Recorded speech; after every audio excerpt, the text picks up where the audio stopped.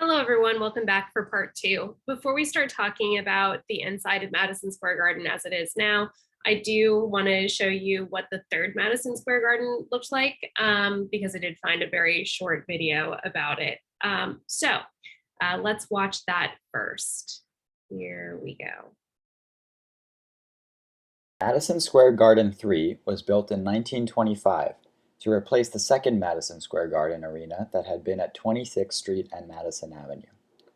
Located on 8th Avenue between 49th and 50th Streets, the third garden was the site of Rangers and Knicks games as well as the Ringling Brothers Circus, but it was most widely known for its boxing matches. Scorsese's 1980 film Raging Bull, about the Italian-American boxer Jake LaMotta, includes many fight scenes that take place in Madison Square Garden. Jake LaMotta, a former world middleweight champion, was played by De Niro. Scorsese famously spent time at the actual ring watching matches and studying the movement of the boxers, and details such as blood splatters on the ropes. So one thing that the boxing history, especially for the third Madison Square Garden, really reveals, because the first two were significantly different. First Madison Square Garden is an open air venue, sort of very circus oriented. The second one is a multitude of performance spaces that are enclosed, almost like a precursor to Carnegie Hall.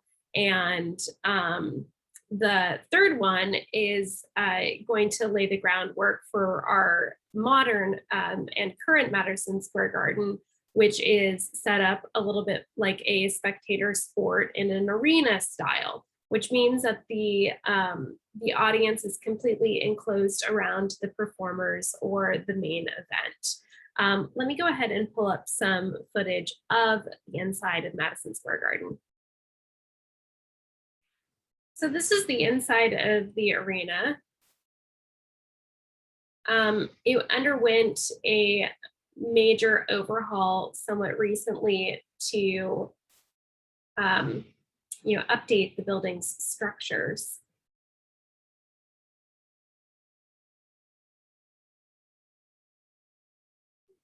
But the main event is always focused in the center, and then there's seating that is, completely encompassing the main event.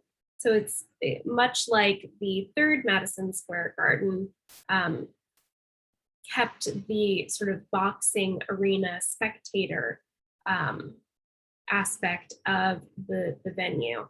And while sporting events are often performed or played here, rather, their music events also take place here. And there have been a number of very, very important artists that have come through Madison Square Garden as it is a destination venue. I'm going to go ahead and pause this so you can probably get a good idea as to what the space looks like. But again, seating around 20,000 people, so a huge space. Let me pull up my lecture notes so that we can talk about our first concert. So remember that the modern Madison Square Garden opened and was being built in 1968. So our story begins shortly thereafter. We're going to talk about a very important 1971 benefit concert that was created by George Harrison of the Beatles, with a very close friend of his, Ravi Shankar, a brilliant sitar player. And the benefits of this concert, which at that time they raised over $250,000, was to benefit the refugees in eastern Pakistan who were fighting now as an independent nation. And the concert, which ran for a couple of days, it was completely sold out, 40,000 attendees, and included a number of important artists outside of George Harrison and Ravi Shankar, like Ringo Starr, Bob Dylan, Eric Clapton. The CD recordings were actually later compiled into a live CD or live album compilation which won Album of the Year at the 15th Annual Grammys. So a historic event that happens in 1971. And to help shed light on the importance of this event, I have a somewhat concise clip that talks a little bit more about these musical acts that happened at this benefit concert and why it was so important.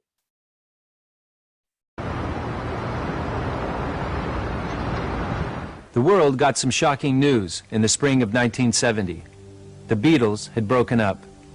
The following year, while John Lennon and Paul McCartney traded insults in the press, the quiet Beatle, George Harrison, spoke loudly with his actions, organizing 2 massive benefit concerts at Madison Square Garden to aid the people of Bangladesh.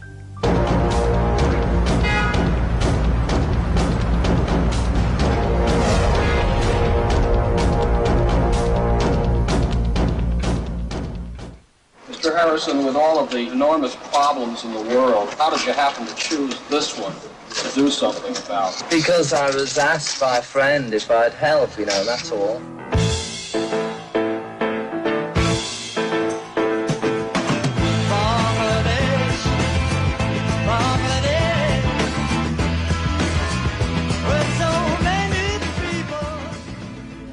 It's just one of the most important gigs in music history. And at a certain point, rock and roll had to grow up and take a little responsibility. And I think Bangladesh is that moment. Look at you all, see the love that's sleeping. If there had not been the concert for Bangladesh at Madison Square Garden, there would be no Live Aid or Band Aid or Farm Aid or all the great money-raising concerts for great causes that there are. The concert for Bangladesh at Madison Square Garden was the realization of George Harrison and Ravi Shankar's dream to bring the plight of Bangladesh to the world's attention. At the time, the fledgling nation was the scene of an unimaginable refugee crisis. Political unrest and massive flooding had left millions in desperate need of food and water. All that was very disturbing for me, and I was thinking of doing something to raise money to be helping these refugees. That was the main object. George came to Los Angeles and he saw my anguish. Harrison said, I'll see what I can do. I'll make a few calls. And he planned it to be a small thing. He was kind of surprised, stunned, and delighted to find out that the people who returned his calls turned out to be all of the greats. George Harrison was able to pull together an amazing group of people. Billy Preston and Eric Clapton, Leon Russell, Ringo Starr. I told George I was coming when he was putting it together, and I was in Spain, actually, and I remember it very clearly, and he was sort of backing off from making it a Beatle thing. I said, well, I'm coming anyway. On the only day available on the Garden calendar, August 1st, 1971, George Harrison's all-star lineup sold out the arena for 2 shows. None of the Beatles had been on stage in anything like this. So the idea that George Harrison was going to be leading a band at Madison Square Garden for a cause, I mean, it just swept people's imagination. The thought of getting to see a Beatle, let alone 2 Beatles, let alone Eric Clapton, let alone Leon Russell, Bob Dylan, all of these people on one stage at one time was just unbelievable. And they're going to be at Madison Square Garden. That just sort of added to the grandeur of the whole event.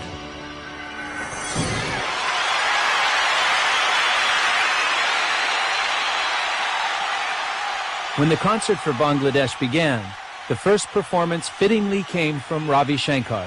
Indie music's a little bit more serious than our music, and I appreciate if you could try and settle down and get into the indie music section. There's that hilarious moment where he asks the audience to be quiet and to be respectful and to listen, and then they tune their instruments.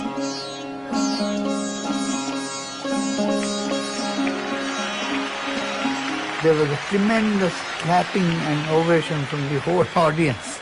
So I immediately took the microphone and said, If you appreciate the tuning so much, I hope you'll enjoy the playing more. Thank you.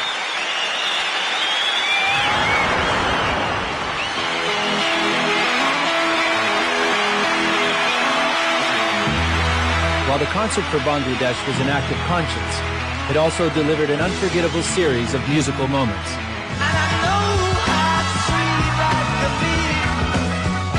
When Harrison comes out on stage and the band starts playing Wah Wah, everybody is playing. Billy Preston's on organ, Leon Russell's on piano, Eric Clapton is on guitar, Ringo's up there on drums. There was a sense of everybody just doing their most for the cause, and because they were up on stage with George Harrison and didn't want to let him down. Some of the strongest performances are some of the artists who are not as well remembered. Leon Russell is fantastic. And he just, burns his performance down totally. He's great. Billy Preston gives a fantastic performance. One question remained unanswered. Would Bob Dylan, who had not performed live in 2 years, join the superstar lineup on the Garden stage? Harrison described sitting in Madison Square Garden during, the rehearsals. On his guitar, he had written a set list, and he had Bob Dylan with a question mark, because he didn't know up until the very moment that he looked over to see Dylan standing in the wings that Dylan was going to come out and perform.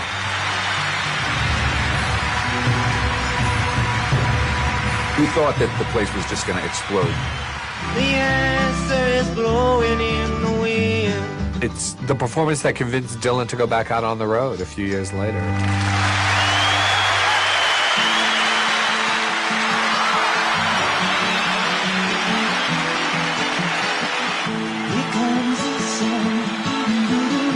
The concert for Bangladesh raised $250,000 for UNICEF. And the subsequent release of the album and film were even more successful, raising over $15 million.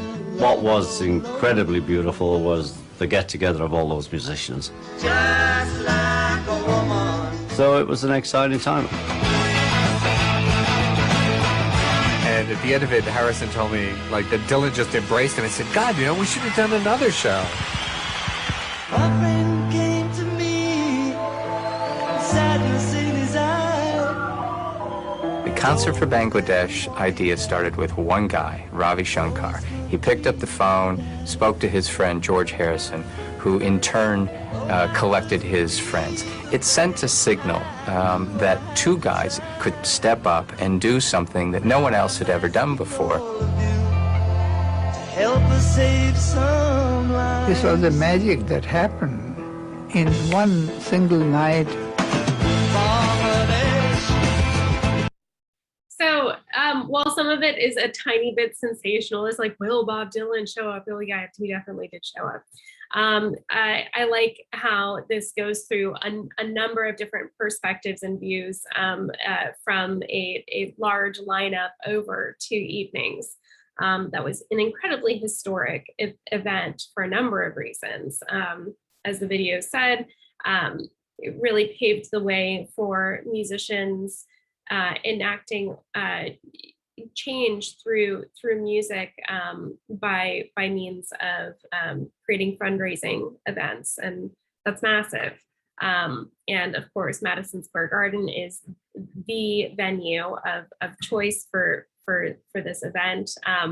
Happens to be free for those 2 days, and lucky for us because again, the live album is really amazing. I very much encourage you to listen to it if you are not familiar with this particular historic evening.